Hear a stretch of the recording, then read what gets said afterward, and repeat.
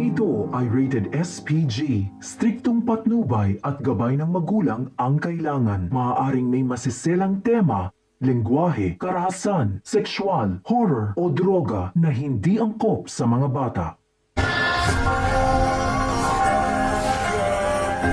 Magandang gabi mga kapamilya, ito na naman po muli ang inyong lingkod upang maghatid ng mga dapat po natin abangan bukas dito sa FPJ's Batang Quiapo dahilan nga po sa naganap na matinding labanan o riot sa loob ng bilangguan na kung saan nga po ito ay ang pangkat ni Bong at pangkat ni Tanggol at dahilan na rin po sa matinding galit ni Tanggol dito sa pangkat ni Bong ay bumanti po siya at ipinagtanggol niya ang kanyang sarili, ganoon na rin po ang kanyang mga kasamahan at madami nga pong namatay na bilanggo dahil sa pangyayaring ito kung kaya't lalong humigpit ang pakikitungo nila at pinarusahan nga po si Tanggol dahil siya nga po ang sinisisi ni Balatukan at Chief Espinas sa pangyayaring ito.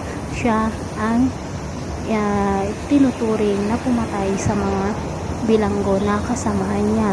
Sa pag-uusap nga nila ni Bubbles, sinabi niya dito na nagsisisi siya sa pangyayari ngunit lumaban siya dahil nga po sa ipinagtanggol lamang niya ang kanyang sarili, ganoon na rin ang kanyang mga kasamahan. Sinabi naman ni Bubbles na huwag niyang sisihin ang kanyang sarili dahil nga ang mga pangkat naman ni Bong ang nauna sa labanang ito. At nilagay nga po si Tanggol doon sa isang kwarto na kung saan nga po ay parurusahan na siya ng mga warden.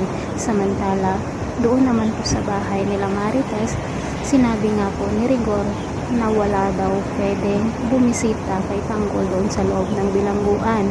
Ngunit sinabi naman po ni Lola Tinding na hindi niya dapat baliwalain ang kanyang apo dahil mahal na mahal niya ito at sa ayaw at gusto ni Rigor ay bibisitahin niya ang kanyang apo. Dahil nga sa sinabing ito ni Lola Tinding, sinabi naman ni Rigor na kapag pumunta siya sa bilangguan upang bisitahin si Tanggol, hindi na siya makakabalik o makakaapak pa sa kanilang bahay. Dito na nagsalita si Marites na hindi niya dapat gawin iyon dahil nga anak ni Marites itong si Tanggol. Ngunit dahil nga sa makapangyarihan, ang Rigor na ito dahil nga po sa siyang pulis, ay wala namang magagawa ang ina at lola ni Tanggol. Hindi naman umiimik si Santino dito sa pangyayaring ito. Gusto man niyang ipagtanggol ang kanyang kapatid na si Tanggol ay wala rin siyang magagawa. Samantala, patuloy pa rin ang kasinungalingan ni na Olga at David na pagpapanggap ni David bilang Tanggol na anak nitong si Ramon.